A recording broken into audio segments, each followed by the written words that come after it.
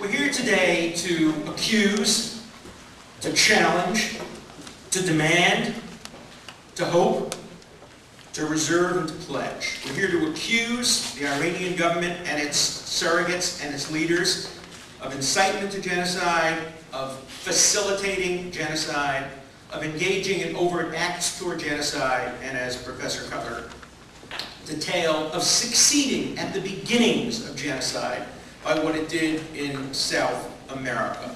The crime is clear.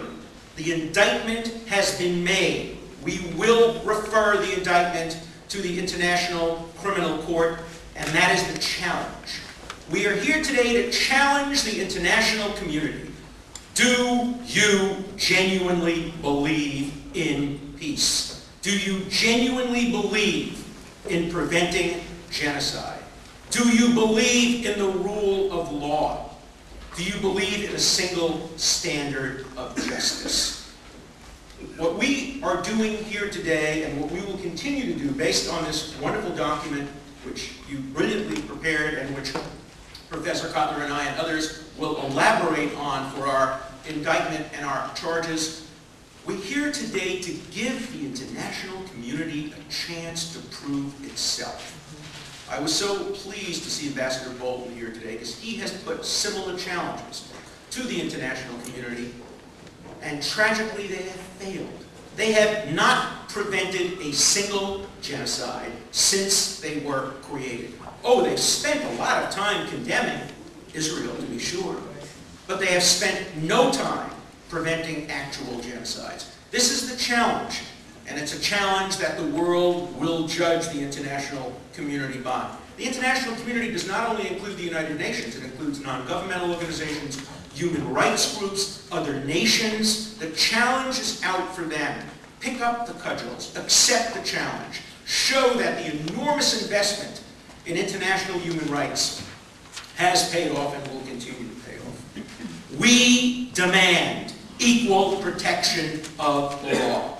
We will not accept second-class states. We will never be treated with less concern than other groups in the world. We have the right to equality, and we will never rest until equality is our due and is recognized. We hope. We hope that we can avoid the threat of nuclear attack. We hope we can avoid the threat of war over the possibility, the probability, the likelihood that Iran will become a nuclear threat. We hope, and that's part of the challenge. But we reserve the inherent right of self-defense. We reserve that right on behalf of the United States, on behalf of Israel, on behalf of the Jewish people, and on behalf of humankind. If the international community fails, if this challenge is not met, we reserve that right of self-defense. We reserve the right never again to rely on international law to do what we are entitled to do to protect our children, our families, our future generations. And so finally, we pledge. We pledge here today to do everything it takes and anything it takes to prevent Iran from developing nuclear weapons. We will stop at nothing in satisfying that pledge. We are asked what we will say to the future generations if we fail. We will not fail. We cannot fail. We are today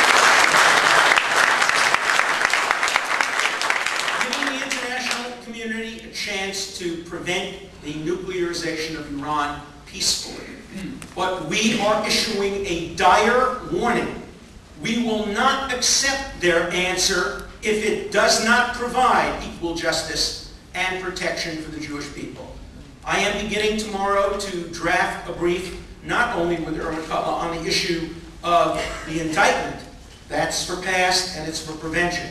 But we are also going to be preparing a brief which will justify, if necessary, the use of preemptive force against Iran if it comes close to developing a nuclear weapon. We will not wait to see if it is used. We waited once, we will never wait again. And so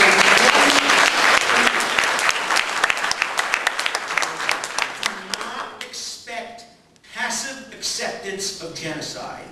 We will fight back. Thank you.